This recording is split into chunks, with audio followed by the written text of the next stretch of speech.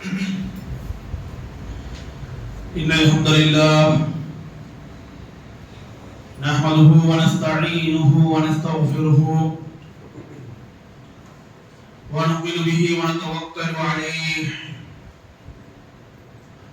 ونعوذ بالله من شرور أنفسنا ومن سيئات أعمالنا من يهد الله فلا مضل له ومن يضلل فلا هادي له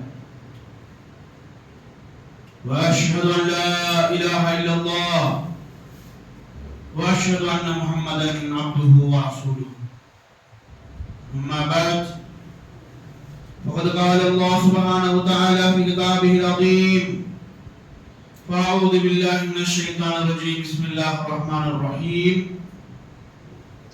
يا أيها الناس اتقوا ربكم الذي خلقكم من نفس واحدة وخلق منها زوجها وبث منهما رجالا كثيرا ونساء واتقوا الله الذي تساءلون به والأرحام إن الله كان عليكم رقيبا وفي الآية الأخرى يا أيها الذين آمنوا اتقوا الله حق تقاته ولا تموتن إلا وأنتم مسلمون எல்லா புகழும் ஏழை இறைவன் அல்லாஹ் ஒருவனுக்கே உரித்தாக்கி அவருடைய சாந்தியும் சமாதானமும் நபிகள் நாயகம் ஸல்லல்லாஹு அலைஹி வஸல்லம் அவர்கள் மீதும் அன்னலாரின் குடும்பத்தார்கள் மீதும் அவர்களது வாழ்க்கை நிலையை பின்பற்றி வாழ்ந்து மறைந்த அவர்களது தோழர்கள் மீதும் அவர்களை தொடர்ந்து வந்த நல்லவர்கள் நம்மவர்கள் அனைவர் மீதும் உண்டாவதாக என்று பிரார்த்தித்து அல்லாஹ்வின் பெருமருளால் அவனால் நம் மீது சுமத்தப்பட்டுள்ள ஜும்ஆ என்ற கடமையை நிறைவேற்றுவதற்காக நாம் எல்லாம் அவனது இல்லத்திலே ஒன்று கூடியிருக்கிறோம். வல்ல அல்லாஹ் சுப்ஹானஹு வ தஆலா நம் முயற்சிகளை அங்கீகரித்து நல்ல பல கூலிகளை தந்தருள வேண்டும், நம் பாவங்களை மன்னித்தருள வேண்டும் என்ற பிரார்த்தனையுடன் எல்லா நேரங்களிலும் எல்லா விஷயங்களிலும் அல்லாஹ்வை அஞ்சி வாழக்கூடிய நல்ல மக்களாக இருந்திட வேண்டும் என்ற தலையானது ஒரு உபதேசத்தினை உங்களுக்கும் எனக்கும் செய்து கொண்டவனாக இந்த ஜும்மாவின் முதல் உரை ஆரம்பிக்கிறேன். கண்ணியத்திற்குரிய எல்லாம் வல்ல அல்லாஹ்வின் நல்லடியார்களே, ஒரு முஃமின் மறுமையிலே வெற்றி பெறுவதற்குண்டான அத்தனை வழிகாட்டுதல்களும் இஸ்லாத்திலே நமக்கு சொல்லப்பட்டிருக்கிறது. அதை அறிந்து நம்முடைய வாழ்விலே அவரவர் அவருடைய சக்திக்கு இயன்ற அளவு செய்து வரக்கூடியதாக இருக்கின்றோம். உலகத்திலே நாம் வெற்றி பெறுவதற்குண்டான வழிகள் இந்த இஸ்லாமிய மார்க்கத்தில் சொல்லப்பட்டிருக்கிறதா? என்னுடைய தொழில் ரீதியாக என்னுடைய சிரமங்களின் சமயத்திலே எனக்கு தேவைகள் ஏற்படுகிற பொழுது அவைகளை எதிர்கொள்ளக்கூடிய ரீதியிலே இஸ்லாமிய மார்க்கம் அதற்குண்டான வழிகளை சொல்லி அமைந்திருக்கிறதா என்பதை ஒவ்வொருவரும் அதே கடைபிடிக்கிறோம். ஏனென்றால் உலகம் சார்ந்த விஷயங்களை பொறுத்த மட்டிலே மார்க்கத்திலே தேடுவதற்கு நாம் முன்வருவது கிடையாது. வியாபாரத்தில் வெற்றி பெற வேண்டும் என்று ஒருவர் ஆசைப்படுவார் என்றால் அதற்குண்டான வழிகாட்டுதல்களை அவர் மார்க்கத்திலேயே தேடுவார். பெரும் வியாபாரிகளோடு தொடர்பு வைத்துக் கொள்வார். பெரும் தொழிலதிபர்களுடைய பேட்டிகளை செவிமடுப்பார். வியாபாரத்தை நுணுக்கமாக எப்படி செய்வது என்கிற செய்திகளை கற்றுக்கொள்வார். ஆகவே அவர் வியாபாரத்தை ஜெயிக்க வேண்டும் என்றாலும் அவர் உடைய வாழ்வில் அவருக்கு தேவைப்படக்கூடிய தேவைகளை அவர் அடைய வேண்டும் என்றாலும் அது சார்ந்த உலகத்தின் விஷயங்களில் தான் அவர் பெரிதும் ஆர்வம் காட்டக்கூடியவராக நாம் இருக்கின்றோம். ஆனால் நம்முடைய வாழ்வின் அத்துணை தேவைக்கான வழிகாட்டுதல்களும் அது உலகத்தின் தேவைகளாக இருந்தாலும் சரி, மறுமையின் தேவைகளாக இருந்தாலும் சரி, அத்தனை தேவைகளுக்குண்டான வழிகாட்டுதல் என்பது மார்க்கத்தில் நமக்கு நிரம்பமாக சொல்லப்பட்டிருக்கிறது. நம்மளுடைய வாழ்வில் எந்தெந்த கட்டங்களை நாம் எதிர்கொள்ள இருக்கிறோமோ அதற்காக நாம் என்ன செய்யணும் அப்படின்னா தயார்படுத்த தடைப்பட்டிருக்கிறோம். ஒருத்தர் திறம்பட வியாபாரம் செய்ய வேண்டும் என்றால் அவர் வியாபார நுணுக்கங்களை கற்றுதான் ஆக வேண்டும். சிறந்த தொழிலதிபராக அவர் உருவாக்க வேண்டும் என்றால் தொழிலுடைய நுணுக்கங்களை அவர் அறிந்தாக வேண்டும். அதற்குண்டான அனுபவங்களை அவர் பெற்றாக வேண்டும். ஆனால் நாம் என்ன முடிவு செய்துவிடக் கூடாது என்றால் இந்த அனுபவங்களும் இந்த தொழில் கல்வியும் இந்த வியாபார நுணுக்கமும் தான் நமக்கு வெற்றியை பெற்று தரும். இதை கொண்டுதான் நம்மளால் முன்னேற முடியும் என்று என்ன செய்துவிடக் கூடாது என்றால் அதையே நாம் சார்ந்து விடக்கூடாது. திருமறை குர்ஆனில் அல்லாஹ் சுப்ஹானஹு வ தஆலா சொல்லி காண்பிக்கிறான், வஅஇத்து லஹும் மஸ்ததாஅத்து மின் குவ்வா. அல்லாஹ் சுப்ஹானஹு சொல்லி காண்பிக்கிறான், நீங்கள் எதிரிகளை எதிர்கொள்ள வேண்டும் என்றால், எதிரிகளை நீங்கள் வெற்றி கொள்ள வேண்டும் என்றால் நீங்கள் என்ன செய்து கொள்ளுங்கள், உங்களை நீங்கள் தயார்படுத்திக் கொள்ளுங்கள், உங்களை நீங்கள் வலிமைப்படுத்திக் கொள்ளுங்கள். அவர்களை அச்சுறுத்தக்கூடிய ரீதியிலே என்னென்ன விஷயங்கள் இருக்குமோ அது அத்தனையும் என்ன செய்வீங்க, நீங்கள் தயார் செய்து கொள்ளுங்கள், உங்களை அதில் நீங்கள் சித்தப்படுத்திக் கொள்ளும்பதாக வல்லல்லாஹு சுப்ஹானஹு சொல்லி காண்பிக்கிறான். இப்படி சொல்லிவிட்டு அல்லாஹ் இன்னொரு வசனத்தில் சொல்கிறான், வமன் நஸ்ரு இல்லா மின் இல்லாஹி அஸீஸின் ஹகீம். ஆனால் வெற்றி என்பது யாரிடமிருந்து தான் உள்ளது, அல்லாஹ்விடமிருந்து உள்ளதுதான் என்பதாக அல்லாஹ் சுப்ஹானஹு சொல்லி காண்பிக்கிறான். நீங்கள் உங்களை எதிரிகளுக்கு எதிராக தயார்படுத்தினீர்கள், உங்களுடைய எதிரிக்கு எதிராக உங்களை நீங்கள் வெளிப்படுத்திக் கொண்டீர்கள். ஆக உங்களுடைய தயாரிப்பும் உங்களுடைய வலிமையும் இதன் மூலமாகத்தான் உங்களுக்கு வெற்றி என்பதை என்ன செய்வார்கள், முடிவு செய்து விடாதீர்கள். வெற்றி என்பது அல்லாஹ்விடம் இருந்து உங்களுக்கு வழங்கப்படுவதுதான் என்பதாக வல்லல்லாஹு சுப்ஹானஹு வ தஆலா சொல்லிட்டாங்க. அன்பு சகோதரர்களே சகோதரிகளே, இதை நாம் ஒவ்வொருவரும் நம்முடைய வாழ்வின் அடித்தளமாக என்ன செய்யணும் அப்படின்னா ஆக்கிக் கொள்ள வேண்டும். எதில் நாம் தோற்றுவிடக் கூடாது, எதில் நாம் வெற்றி பெற வேண்டும் அல்லது எதை நாம் கடந்து வர வேண்டும் என்ற ஆசைப்படுகின்றோமோ அதற்குண்டான அந்த உதவி என்பது யாரிடமிருந்து தான் நமக்கு கிடைக்கப்பெற இருக்கிறது, அல்லாஹ்விடமிருந்து தான் நமக்கு கிடைக்கப்பெறக்கூடியதாக இருக்கிறது. ஆனால் அது நமக்கு பெரிதாக என்ன செய்யுது அப்படின்னா ஒரு ஈர்ப்போ நாட்டமோ ஆர்வமோ வருவது கிடையாது. நமக்கு ஒரு கஷ்டம் வருகிறது என்றால் அந்த கஷ்டத்திலே இருந்து நம்மளை மீட்டெடுப்பதற்காக, அந்த கஷ்டத்திலே இருந்து நாம் கடந்து செல்வதற்காக உலகம் சார்ந்த எல்லா விஷயங்களையும் நம்ம என்ன செய்வோம் அப்படின்னா நாம் ஆராய்வோம், முயற்சி செய்வோம். ஆனால் இந்த கஷ்டத்திலிருந்து உண்மையிலேயே உங்களை மீட்டெடுக்க வல்லமை படைத்த வல்லல்லாஹு சுப்ஹானஹு வ தஆலாவிடத்திலே நாம் பெரிதாக என்ன செய்வது கிடையாது அப்படின்னா இறைஞ்சுவது கிடையாது. அதனால்தான் நபிகள் நாயகம் ஸல்லல்லாஹு அலைஹி சொன்னார்கள், அத்ஆ ஸலாஹுல் முஃமின். பிரார்த்தனை என்பது, துஆ என்பது ஒரு மூமினுடைய ஆயுதமாக இருக்குது. ஒரு மூமினுடைய ஆயுதமாக இருக்குது. அல்லாஹ் உங்களை நிராயுதபாணியாக விட்டு விடவில்லை. அதிகாரம் இல்லை, ஆயுதம் இல்லை, கல்வி இல்லை, செல்வாக்கு இல்லை, அங்கீகாரம் இல்லை என்று இன்றைய உலகத்திலே ஒருவர் எதை தங்களுடைய பலமாக ஆயுதமாக நினைக்கிறார்கள். அவருடைய அதிகாரத்தை பலமாக ஆயுதமாக நினைக்கக்கூடும்.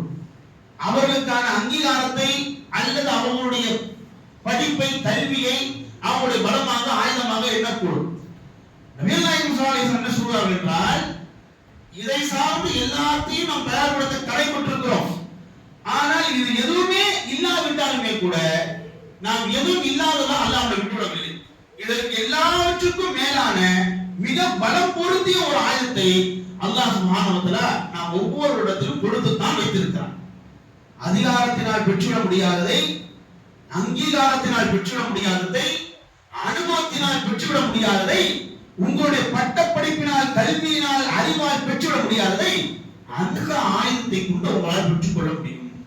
அந்த ஆயுதத்தினால் உங்களால் அடைந்து கொள்ள முடியும் என்று நபிகள் நாயகம் ஸல்லல்லாஹு அலைஹி சொல்லி காண்பிக்கிறார். இதான் அல்லாஹ் நம் மீது செய்திருக்கக்கூடிய மிகப்பெரிய ஒரு அருள். மறுமை வெற்றிக்கான வழிகாட்டுதல் மார்க்கத்தில் நிரம்ப இருக்கிறது. உலகம் சார்ந்த வெற்றிகளுக்கு எங்களுக்கு என்ன மார்க்கத்திலே அனுகூலங்கள் இருக்கிறது, வழிகாட்டுதல் இருக்கிறது என்றால் இதற்கு மேலே என்ன வழிகாட்டுதல் வேண்டும், இதற்கு மேலே அல்லாஹ்விடம் இருந்து நமக்கு என்ன ஒத்துழைப்பு வேண்டும். அல்லாஹ் சுப்ஹானஹு வ தஆலா ஒவ்வொரு இடத்தையும் என்ன செய்திருக்கிறான், துஆ என்ற ஆயுதத்தை கொடுத்து வைத்திருக்கிறான். நம்முடைய தற்காத்துக்குள்ள, நம்முடைய எதிரியை வீழ்த்த, நம்முடைய கஷ்டத்தை போக்கிக் கொள்ள, வேண்டியதை அடைய, தேடியதை அல்லாஹ் சுப்ஹானஹு வ தஆலா ஒவ்வொரு இடத்திலும் என்ன செய்திருக்கிறார்? துஆ என்கிற ஆயுதத்தை கொடுத்திருக்கிறார். ஆனா அந்த துஆ என்கிற ஆயுதத்தை நாம் என்ன செய்து விட்டோம் என்றால், ஒன்று அதனுடைய மதிப்பை தெரியாதவர்களாக ஆகிவிட்டோம். அதனுடைய மதிப்பை தெரியாதவர்களாக ஆகிவிட்டோம். அது மிகப்பெரிய ஒரு ஆயுதம். ஆனால் அதை நாம் என்னவோ விளையாட்டு துப்பாக்கி போல எண்ணி விட்டோம். அதாவது எல்லையில் இருக்கக்கூடிய ராணுவ வீரர்கள் வைத்திருக்கக்கூடிய, காவலர்கள் வைத்திருக்கக்கூடிய அந்த துப்பாக்கிகள், அந்த ஆயுதங்களை குறித்து நமக்கு எப்படிப்பட்ட ஒரு கண்ணோட்டம் இருக்கும். ஆனால் ஒரு விளையாட்டு துப்பாக்கி இருக்கிறது என்றால், ஒரு தீபாவளி துப்பாக்கி இருக்கிறது என்றால், அதன் மீது உண்டான கண்ணோட்டம் எப்படி இருக்கும்? அது போன்றுதான் அல்லாஹ் சுப்ஹானஹு வ தஆலா நம்மளுக்கு துஆ என்கிற ஆயத்தை கொடுத்து இதை கொண்டு எதையும் சாய்த்துக் கொள்ளலாம் என்று சொல்லியிருக்கிறார். ஆனால் அவருடைய கண்ணோட்டம் எப்படி இருக்குது என்றால், தீபாவளி துப்பாக்கியின் மீதும் ஒவ்வொரு துப்பாக்கியின் மீதும் எப்படிப்பட்ட ஒரு கண்ணோட்டம் இருக்கிறதோ அப்படிப்பட்ட கண்ணோட்டமாக தான் இருக்கிறது. உண்மையிலேயே அது ராணுவ வீரர்கள் பயன்படுத்தக்கூடிய ஒரு ஆயுதத்தை போன்று, காவலர்கள் பயன்படுத்தக்கூடிய ஒரு ஆயுதத்தை போன்று அந்த ஆயுதத்தை நாம் நினைப்போம் என்றால் எத்தனை தைரியத்தை நம்ம கொடுக்கும், எத்தனை தைரியத்தை அது நம்ம கொடுக்கும். ஏன் அத்தனை தைரியத்தை நமக்கு அது கொடுக்கவில்லை என்றால், அதனுடைய கனப்பரிமாணத்தை நாம் உணரவில்லை, அதனுடைய கனத்தை நாம் என்ன செய்யலன்னா அறியவில்லை. இல்லை, இன்னொன்று, அதை நாம் பயன்படுத்தாமல் அதை துருப்பிடிக்க விட்டுவிட்டோம். அதை துருப்பிடிக்க விட்டுவிட்டோம். அல்லாஹ்விடத்திலே நாம் எந்த கோரிக்கை வைத்தாலும், என்ன தேவைகளை முற்படுத்தி அல்லாஹ்விடத்தை பிரார்த்தித்தாலும், இந்த துஆ என்கிற இந்த ஆயத்தின் மூலமாக அடைந்து கொள்ள முடியும் என்று இந்த மார்க்கம் சொல்கிறது. ஆனா என்ன செய்யறதில்ல, அதை பெரிதாக பயன்படுத்துவது இல்லை.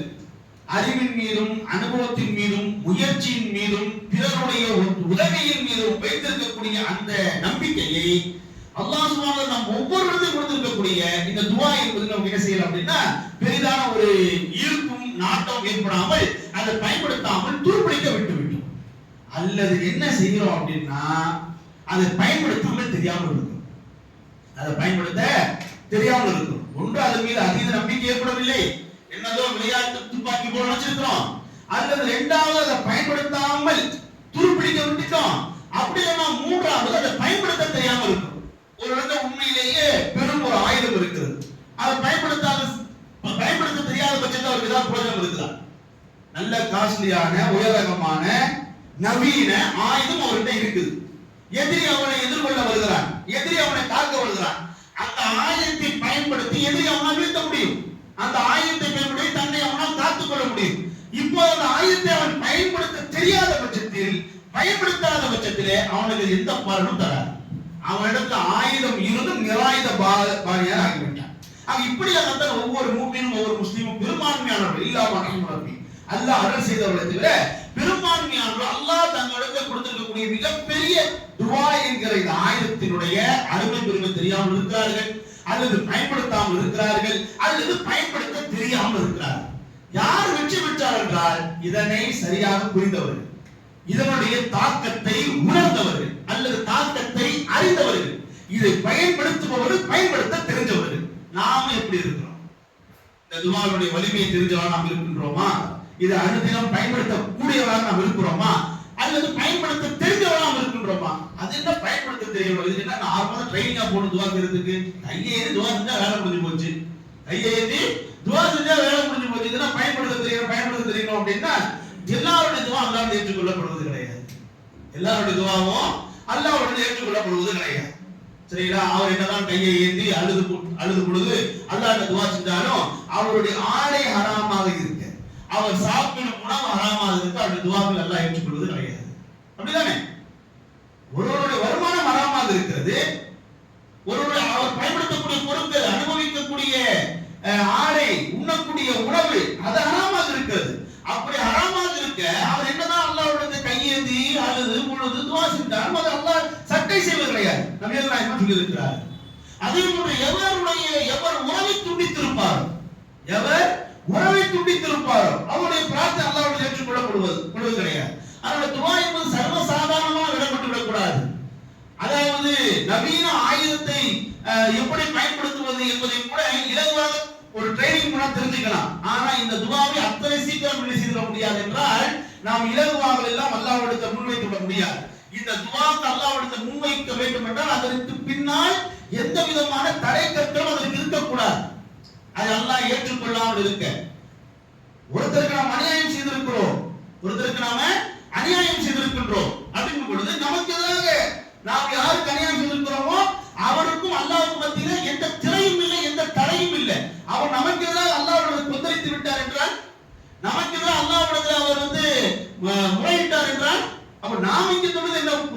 நாம தொழுது நமக்கு நலனை எதிர்பார்த்துட்டு இருக்கிறோம். நமக்கு அநியாயம் செய்தவர் நமக்கு அல்லாஹ் செஞ்சுட்டு இருக்காரு, முறையிட்டு நமக்கு பாதிப்பு ஏற்படும் தோன்றிட்டு இருக்கிறார். நமக்கும் அல்லாஹ்வுக்கும் மத்தியில் கூட திரையில் இருக்கலாம், தரையில் இருக்கலாம், தாமதம் இருக்கலாம். ஆனால் அநியாயம் இழைக்கப்பட்டவருக்கும் அல்லாஹ்வுக்கும் மத்தியில் எந்த திரையும் இல்லை, எந்த தடையும் இல்லை.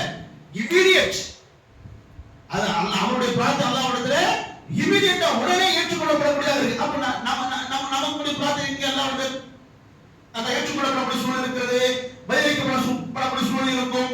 ஆனால் இதை நாம் என்ன செய்யணும்னா சகோதரர்களே சகோதரிகளே உணர வேண்டும்.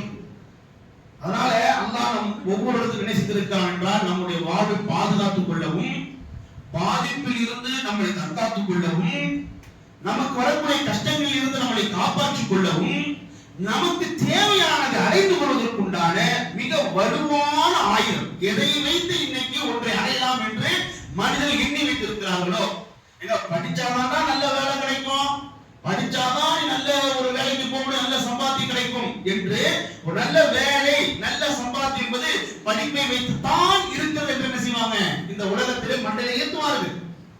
அல்லது வேற ஏதாவது நீ கல்யாணம், அதாவது நீ வீடு கட்டி இருந்தா தான் இன்றைய காலத்துல எல்லாம் பொண்ணு கிடைக்கும், வீடு கட்டினா தான் உனக்கு பொண்ணு கிடைக்கும். எதை வேண்டும் என்றாலும் சொல்லலாம், எதை வேண்டும் என்றாலும் சொல்லலாம். வசதியாக இருந்தால் தான், அல்லது ஒரு வியாபாரம் செய்திருந்தால் தான் என்று சொல்லி எதை வேண்டும் என்றாலும் என்ன பண்ணலாம் அப்படின்னா சொல்லலாம். இதை தெரிந்தால் தான், இதை அறிந்தால் தான் நமக்கு இது கிடைக்கும் அப்படின்ட்டு. ஆனா எல்லாத்துக்கும் மேல இது எதுவுமே கூட வேண்டியதில்லை. நாம் இந்த துஆவினுடைய அருமை பெருமை நாம் உணர்வோம் என்றால், படிப்பினால் சாதித்து விட முடியாததை, பட்டத்தினால் சாதித்து விட முடியாததை, அனுபவத்தினால் சாதித்து விட முடியாததை, உழைப்பினால் சாதித்து விட முடியாததை இதை கொண்டு சாதித்து விட முடியும். நான் எவ்வளவு காலமா இந்த ஃபீல்ட்ல இருக்கிறேன், எவ்வளவு காலம் உழைப்பு, எவ்வளவு காலம் அனுபவம். நேத்து வந்த சின்ன பையன் இப்படி வளர்ந்துட்டானே, ஃபீல்ட்ல பல சிலரை பார்த்து வாயிலிருந்து போறாரா இல்லையா, ஆச்சரியப்படுறாங்களா இல்லையா? அப்போ இங்க அனுபவத்தை வைத்துதான் சிலது கிடைக்கும் என்றார், அறிவை வைத்துதான் சிலதை கிடைக்கும் என்றார். மூணாம் கிளாஸ் படித்தவர் தமிழ்நாடு ஃபுல்லா பல பிரான்ச்சுகளை வைத்து தொழில் செய்து கொண்டிருக்கிறார். ஒவ்வொரு பிரான்ச்சிலும் எம்ஃபில் படித்தவர்கள், பிஹெச்டி படித்தவர்கள் அவருக்கு வேலை செய்து கொண்டிருக்கிறார்கள். படிப்பை வைத்துதான் சம்பாதிக்க முடியும், படிப்பை வைத்துதான் பேரு, படிப்பை வைத்துதான் புகழ் என்றார். அந்த மூணாம் கிளாஸ் படித்தவர் என்ன படிச்சார், என்ன பட்டம் பெற்றார்? நீ எம்ஃபில் படித்திருக்கிறாய், பிஹெச்டி படித்திருக்கிறாய், டபுள் மாஸ்டர் டிகிரி அவருக்கு கீழே வர பார்த்துட்டு. இதை நான் பெருமைப்படுத்துவதற்காக இல்லை, இதை கொண்டு தான் இது என்று அல்ல. அதற்காக படிக்கவே கூடாது, முயற்சி செய்யவே கூடாது, அனுமதி தெரிந்து கொள்ளவே கூடாது. அல்லாஹ் அதான் சொல்றான், ஒன்றை அடைய, ஒன்றை பெற, அதற்கு தேவையானது என்னவோ, அடிப்படையானது என்னவோ அதை முயற்சி செய்யுங்கள். படிப்போ படியுங்கள், அனுபவமா அனுமதி பெற்றுக் கொள்ளுங்கள், தொழிற்கல்வியா தொழிற்கல்வியை தெரிந்து கொள்ளுங்கள், வியாபாரம் நுட்பமா தெரிந்து கொள்ளுங்கள். ஆனால் முடிவு உங்களுக்கு உதவி என்பது யாரிடமிருந்து நிச்சயம் இருக்குது? உங்கள் படிப்பை வைத்தோ அனுபவித்தோ அல்ல, அல்லாஹ்விடம் தான் இருக்குது. படிப்பை வைத்துத்தான் முடிவு என்றால், அனுபவத்தை வைத்துத்தான் முடிவு என்றால், இங்க படிக்காத பல பேர் கோடீஸ்வரர்களாக இருக்கிறார், பெரும் செல்வந்தர்களாக இருக்கிறார், பெரும் பணக்காரர்களாக இருக்கிறார். படித்தவர்கள் இன்னும் தின சம்பளத்துக்கு வேலை பார்க்கிறார்கள், இன்னும் டெலிவரி பாய்களாக இருந்து கொண்டிருக்கிறார்கள். அதனால் இதை நாம் என்ன செய்ய அப்படின்னா புரிந்து கொள்ள வேண்டும். அதனால் அன்பு சகோதரர்களே சகோதரிகளே, நம்முடைய வாழ்வை நாம் அடைந்து கொள்வதற்கான மிக பலம் பொருந்திய ஒரு வலிமையான ஒரு ஆயுதத்தை அல்லாஹ் சுப்ஹானஹு வ தஆலா கொடுத்திருக்கிறான். அதை நாம் என்ன செய்யறோம், பயன்படுத்தாமல் இருக்கிறோம், அல்லது அதோட மதிப்பு தெரியாமல் இருக்கிறோம், அதை நம்ம கிடப்பில் போட்டு துருப்பிடிக்கக்கூடிய ரீதியில் அதை விட்டுவிட்டோம், அதை பயன்படுத்த தெரியாமல் இருக்கிறோம். சரியாக நுணுக்கமாக என்னுடைய பலனை சிறப்பை தெரிந்தவர்கள், பயன்படுத்துபவர்கள், பயன்படுத்த தெரிந்தவர்கள் சரியான முறை அருளைகள் இருக்கிறார்கள், சரியான முறை அருளைகள் இருக்கிறார்கள். உலகமே எதிர்த்து நின்ற போதிலும், ஊரே எதிர்த்து நின்ற போதிலும், தன்னந்தனியாக இவர் விடுக்கப்பட்டிருந்த போதிலுமே கூட அந்த ஊராரை, தங்களுடைய எதிரிகளை, பகைவர்களை எதிர்ப்பதற்குண்டான எந்த ஆயுதங்களும் இல்லாத போதிலும் கூட, நிராயுத பாணியாக அவர் விடப்பட்ட சமயத்தில் கூட இது துஆ என்ற ஆயுதத்தை எடுத்த காரணத்தினால் ஒட்டுமொத்த உலகத்தையுமே அவர் வென்றெடுத்திருக்கிறார், ஒட்டுமொத்த ஊராரையுமே வென்றெடுத்திருக்கிறார். நூஹ் அலைஹிஸ்ஸலாம் 950 வருஷம் தன்னுடைய சமுதாய மக்களுக்கு மத்தியிலே இடைவிடாது தொடர் பிரச்சாரங்களை, பகல் என்றும் இரவு என்றும் வேறுபாடு இல்லாமல், பாகுபாடு இல்லாமல் இந்த மக்களை நேர்வழிப்படுத்துவதற்காக சதா தாவா செய்து கொண்டே இருந்தார், அழைப்புபடி செய்து கொண்டே இருந்தார். இவர் அழைப்புபடி செய்கிறார், நீ ஏற்றுக்கொள் அல்லது ஏற்காமல் போ, நீ உடன்படு அல்லது உடன்படாமல் போ. இது அவரவர்களுடைய உரிமை சம்பந்தப்பட்டது. ஆனால் நூஹ் அலைஹிஸ்ஸலாம் சமுதாயத்தில் எப்படி தெரியுமா செய்வார்கள்? நூஹ் அலைஹிஸ்ஸலாம் அவர்களை வரவிடுவார்கள். அவர் பேசுவதற்கு அனுமதிப்பார்கள். அவர் பேச துவங்கியதற்கு பிறகு தங்களுடைய விரல்களால் தன்னுடைய காதில் அடைத்துக் கொள்வார்கள். எப்படி அவமானப்படுத்துவது? நூஹ் அலைஹிஸ்ஸலாம் யாராவது தனக்கு அமைய மாட்டார்களா, கிடைக்க மாட்டார்களா, இஸ்லாத்தை எடுத்துச் சொல்லலாம், இறைவனின் செய்தி எடுத்துச் சொல்லலாம் என்று அவர் தன்னுடைய தலையான வேலை இருந்தார். அவருடைய தலையான பொறுப்பே அதுதான். ஆனால் அதற்காக வீதியாக தெருவாக வீடாக மக்கள் என்ன செய்யறாரு? போய் சந்தித்து இஸ்லாத்தை சொல்வதற்கு, அதை மாற்றம் செய்து சொல்வதற்கு அவர் ஆசைப்படுகிறார். அவர் சொல்வதை கேட்காம போ, இல்ல நீங்க சொல்றதை கேட்பதை உடன்பாடு இல்லை என்று அவரை விட்டு ஒதுக்கிவிடும். அவரை வர வைத்து பேச விட்டு அவருக்கு முன்னால் அவர் பேச ஆரம்பித்ததற்கு பிறகு விரல்களை கொண்டு காதுகளை அடைத்து அவரை அவமானப்படுத்துவது எவ்வளவு பெரிய மனமோட்சத்தோட ஆளாக்கும். ஒரு நாள் அல்ல, 2 நாள் அல்ல, இப்படி 950 வருஷங்கள் இத்தனை பெரிய அவமானங்களை தாங்கியவருடைய மனதுடைய கனம் இப்படி இருக்கும். அந்த அவமானத்திலேயே உருண்ட அந்த நபியினுடைய மனம் வேதனை எந்த அளவுக்கு குமுறல் அடைந்திருக்கும். அப்படிப்பட்ட நூஹ் அலைஹிஸ்ஸலாம் அவர்கள் 950 வருஷம் விடாமுயற்சியாக மக்களுக்கு தாவா செய்யும் சமயத்திலே எந்த விதமான பெரிய பலனையும் பெறாமல் சொற்பர்கள் குறுகியவர்கள் மாத்திரமே இந்த இஸ்லாத்தை ஏற்ற சமயத்திலே அந்த ஒட்டுமொத்த மக்களுக்கு எதிராக, ஒட்டுமொத்த நேற்று இன்று எடுத்த முடிவு அல்ல இது. ஒரு வாரம் ஒரு மாசம் என்று அவர்களுக்கு மத்திய தாவா செய்து எடுத்ததோட முடிவு அல்ல. 950 வருஷம் இந்த மக்களுக்கு மத்தியிலே ஏமாற்றத்தையும் அவமானத்தையும் இப்படியே தொடர்ந்து கண்டு கண்டு கண்டு ஒரு நாள் மனம் விரும்புகிறார். இந்த இன்னொரு நாள் என்ன செய்ய முடியும்? மக்களுடைய பார்வை என்ன? இவரால் என்ன செய்ய முடியும் என்பதுதான் அவருக்கு எதிராக மக்களுடைய பார்வையாக இருந்துச்சு. இவருடைய என்ன இருக்குது? நாம் பெரும் சமுதாயம், நாம் பெரும் கூட்டமாக இருக்கிறோம், நாம் பெரும் மக்களாக இருக்கிறோம், நம்மளை எதிர்த்து என்ன செய்துவிட முடியும் என்கிற அந்த ஒரு நம்பிக்கையை தானே அவர் அத்தனை அவமானப்படுத்துகிறது. அதுவே அவர் பெரிய ஒரு கூட்டமாக இருந்தால் அப்படி அவமானப்படுத்த முடியுமா?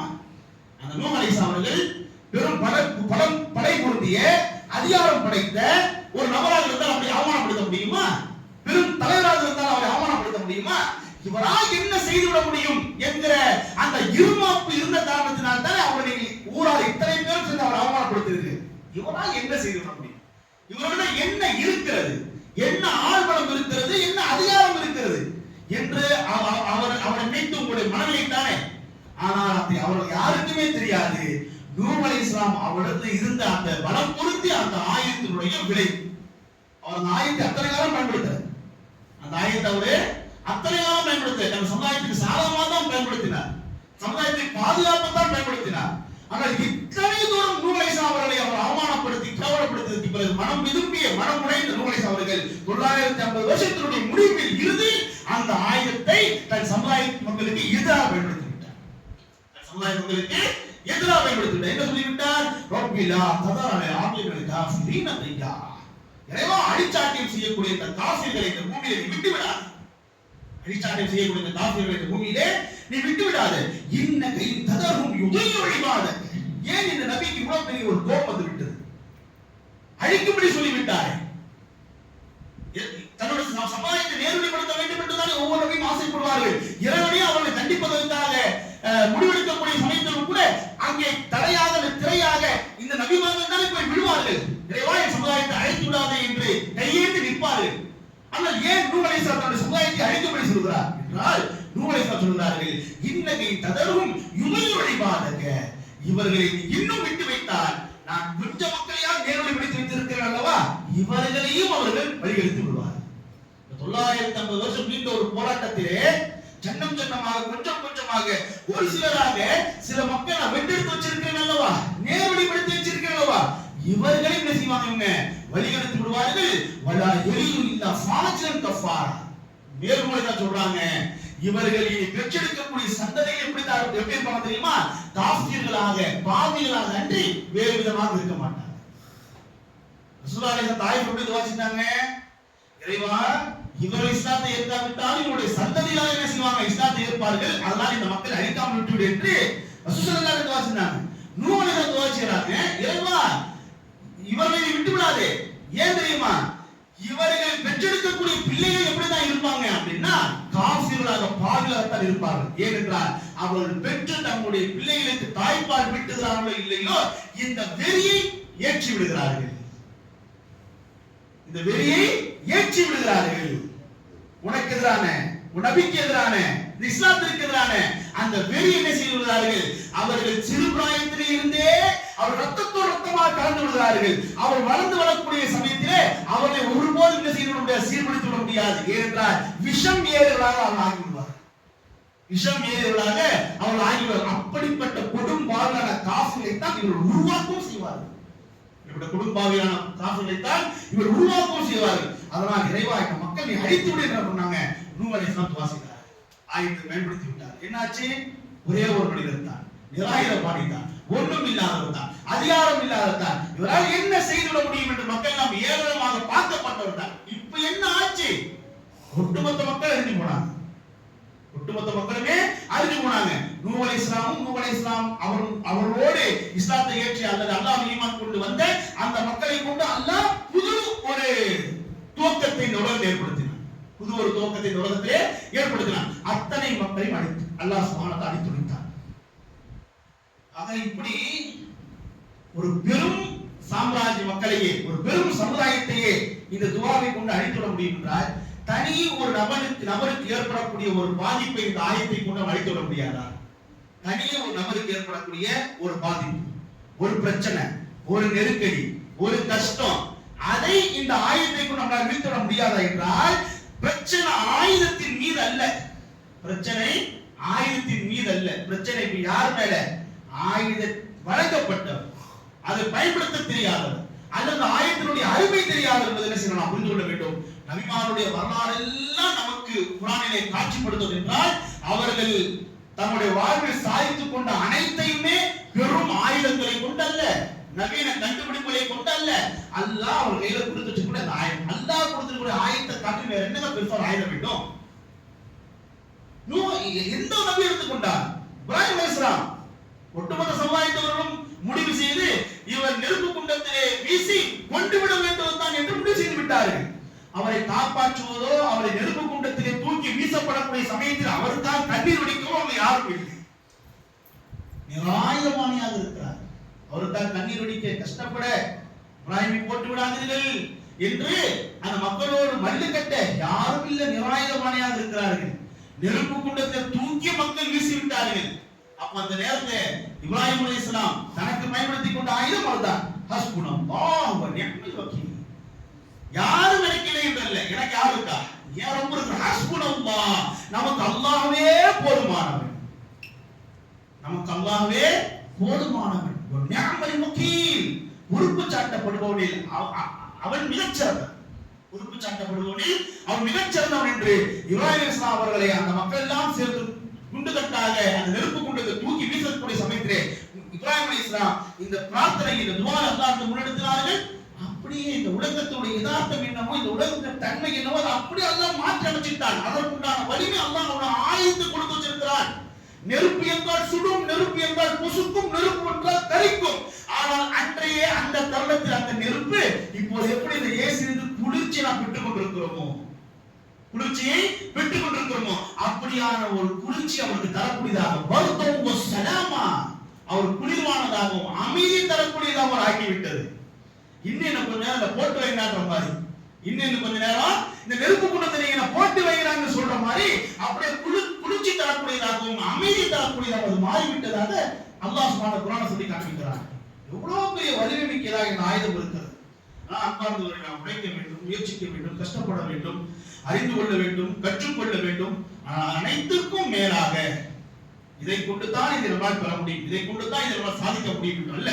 ஒன்றை நாம் சாதிப்பது என்பதும் ஒன்றை நாம் பெறுவது என்பதும் அது அல்லாஹ்விடம் நாம் பெறுவது, அதில் பெற்றுத் தருவதற்கு மிக வலிமை பொருந்தியதாக அல்லாஹ் சுப்ஹானஹு வ தஆலா நமக்கு கொடுத்திருக்கக்கூடிய துஆ என்கிற இந்த வலிமை மிக்க இந்த பிரார்த்தனை இருக்கிறது. இதை நம்முடைய வாழ்விலை பயன்படுத்திக் கொண்டு நம்முடைய வாழ்வில் ஒவ்வொன்றையும் சாதித்துக் கொள்ளக்கூடியவர்களாகவும் மறுமையில் வெற்றி இதை கொண்டே வெற்றி பெறக்கூடியவர்களாகவும் நாம் இருக்க வேண்டும். அதுபோல அல்லாஹ் சுப்ஹானஹு வ தஆலா அருள்வானாக என்று பிரார்த்தித்து இந்த ஜும்மாவின் முதல் உரை முடித்துக் கொள்கிறேன். வாஹ்தவானா அல்ஹம்துலில்லாஹி ரப்பில் ஆலமீன்.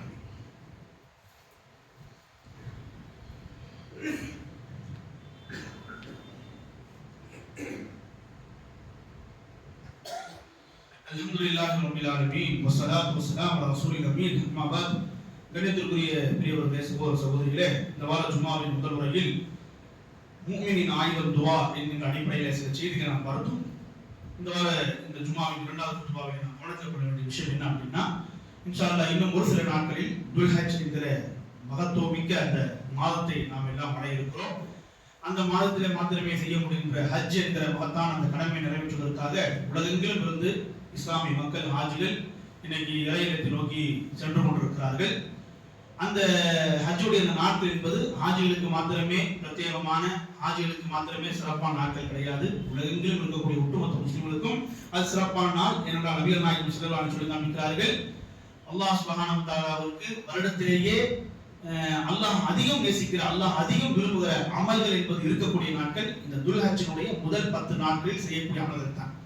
வருஷத்திலேயே அல்லாஹ் அதிகம் விரும்புகிற, அல்லாஹ் அதிகம் நேசிக்கிற அமல்கள் இருக்கக்கூடிய நாட்கள் இந்த துல்ஹஜ் முதல் 10 நாள் செய்யக்கூடிய அமல்கள் தான் என்பதாக நபிகள் நாயகம் ஸல்லல்லாஹு அலைஹி வஸல்லம் காண்பிக்கிறார்கள். அல்லாஹ் சுப்ஹானஹு திருமறை குர்ஆனிலே வல் ஃபஜ்ர் வ லயாலி அஷ்ர் வ ஷஃபி வல் வத்ர், ஃபஜ்ரின் மீது சத்தியமாக, 10 இரவுகளின் மீது சத்தியமாக, இந்த 10 நாட்களின் ஒவ்வொரு இரட்டைப்படையின் சத்தியமாக, இந்த 10 நாட்களின் ஒவ்வொரு ஒற்றைப்படையின் சத்தியமாக, இந்த 10 நாளுடைய மகிமை நாம் தெரிந்து கொள்ள என்பதற்காக எத்தனை தூரம் அல்லாஹ் சுப்ஹானஹு வ தஆலா நாட்டையும் சத்தியம் என்று சொல்றான் பாருங்க. 10 இரவுகளின் சத்தியமாக, இந்த 10 இரவினுடைய ஒவ்வொரு நாளும் இரட்டைப்படையாக இருக்கட்டும், ஒற்றைப்படையாக இருக்கட்டும், அந்த ஒவ்வொரு நாளும் சத்தியமாக என்ன பண்றான் அல்லாஹ் சுப்ஹானஹு சொல்லி காண்பிக்கிறான். அப்படிப்பட்ட மகத்துவம் பொருந்திய இந்த ஹஜ்ஜுடைய நாட்கள் வர இருக்கிறது. அதனால் நம்ம என்ன செய்யணும், தயார் செய்யணும். பாக்கியம் கொண்ட நாள், சிறப்புக்குரிய நாள், உயர்வான நாள் என்று அந்த நாட்களை பாராட்டுவதில் போற்றுவதும் கிடையாது. அந்த நாட்களை ஏற்றாற்ப நாம செயல்பட வேண்டும் என்பதற்காக மார்க்கம் சொல்லி காண்பித்திருக்கிறது. உபரியான வணக்கங்களை கொண்டு, உபரியான நோன்புகளை கொண்டு, இந்த அமல்களை கொண்டு அந்த நாட்டை நாம் அலங்கரிக்கக்கூடாது இருக்க வேண்டும். குறிப்பாக குர்பானி இன்ஷா அல்லாஹ் கொடுக்க இருக்கக்கூடியவர்கள் அந்த ஹஜ்ஜுடைய நாட்களை, துல்ஹஜ் மாதத்தினுடைய அந்த முதல் நாளை அடைவதற்கு முன்பாகவே என்னென்ன கட்டுப்பாடுகள் இருக்குமோ அதையெல்லாம் செய்து கொண்டு அந்த நாட்களை நாம் அடையக்கூடாது இருக்க வேண்டும். மேலும் அந்த நாட்கள் சார்ந்து, குர்பானி சார்ந்து, பெருநாள் சார்ந்து, அரஃபாவுடைய நாள் சார்ந்து என்னென்ன விஷயங்கள் எல்லாம் இருக்குமோ அதையெல்லாம் தெரிந்து அதற்கு ஏற்றாற்போல் அந்த நாட்களை எதிர்கொள்ளக்கூடிய மக்கள் நாம் இருக்க வேண்டும். அதுபோல அல்லாஹ் சுப்ஹானஹு வ தஆலா அருள்வான் என்று பிரார்த்தனை செய்துள்ளேன். அக்கூலு கௌலி ஹாதா வஸ்தக்ஃபிரு லக்கும் மின் தௌபஹி வ ஆகிரு தவானா அல்ஹம்துலில்லாஹி.